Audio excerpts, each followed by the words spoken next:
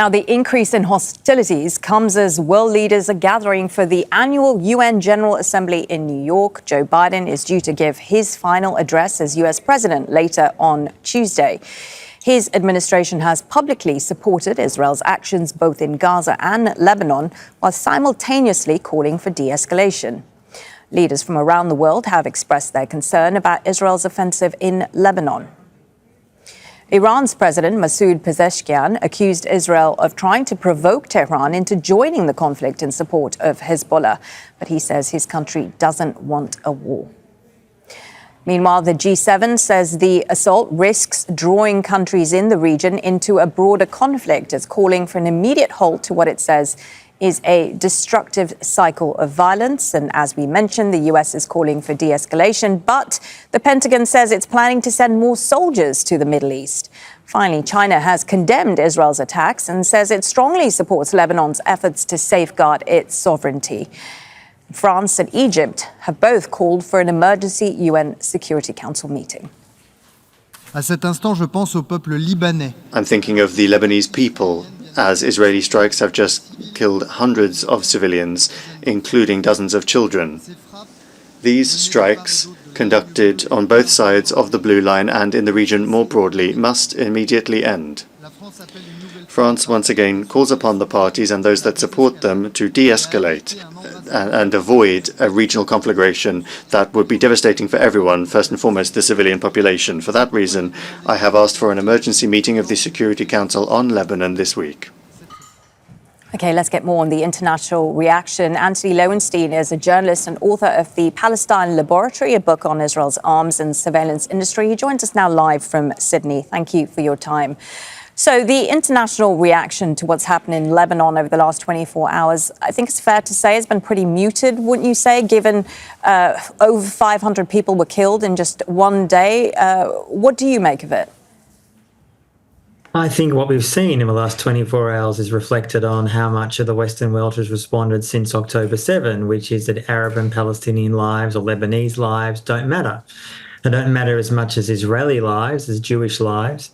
And despite the fact that huge amounts of civilians have been killed in Lebanon in the last 24 hours, and I fear many more to come, it just shows that much of the West, I'm talking about the US, UK, Australia, much of Europe, some in the Arab world for that matter too, Arab leaders, don't actually regard Arab Muslim lives as valuable, that they are expendable, that we talk about collateral damage, an absolutely absurd term when massacres are being committed. And clearly within the Israeli press, it's been said for a number of weeks now that the plan really is to not just massively escalate, but to also, many in the Israeli government don't even view Lebanon as a country. I mean, in the last few days, a senior Israeli government minister said that Lebanon and Syria are almost fake nations. In other words, we have the right at Israel to go in and bomb you.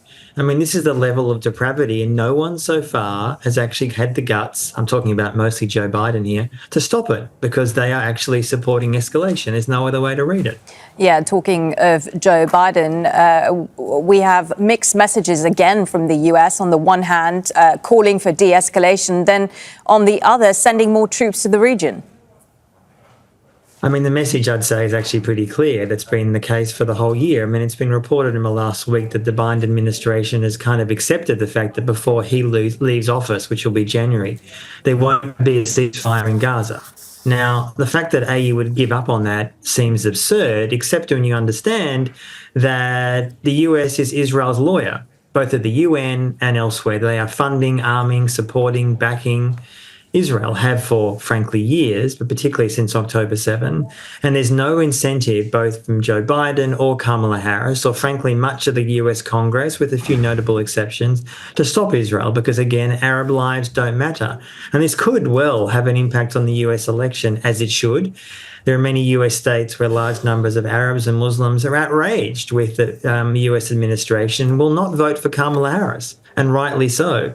So the US's role is pretty clear. They're still arming and sending more troops to the region. And frankly, finally, in some ways, the US sees what Israel's doing as doing the US's bidding, that there's been a long desire to take on Hezbollah and Iran militarily, and Israel is doing that bidding and America is backing them up.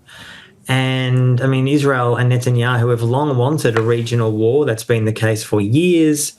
And they hope the US backs them. And thus far, tragically, they've been right. And briefly, Antony, we are approaching the one-year anniversary of the war in Gaza.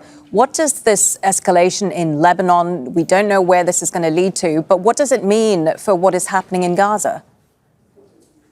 The continuation of genocide. I mean, just in the last weeks, again, Hezbollah has said that a cessation of hostilities with Israel requires an end of the war in Gaza. It's pretty simple, and yet Israel refuses to do so. Look, the massacres in Gaza, I fear, are going to continue and deepen. In fact, much international attention is now moving to Lebanon.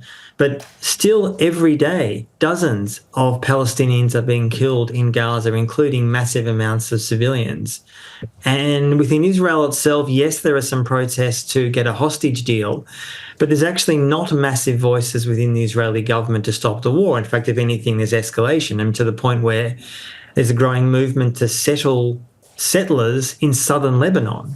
Radical Jewish settlers. I mean, that is the move within the parts of the Israeli government. So I fear, without massive international pressure, again, arms embargoes and sanctions, this situation is only going to worsen again, tragically, for the people of Lebanon and Palestine. Okay, Antony, I appreciate your time today. Antony Loewenstein, journalist and author of the Palestine Laboratory, a book on Israel's arms and surveillance industry. Thank you.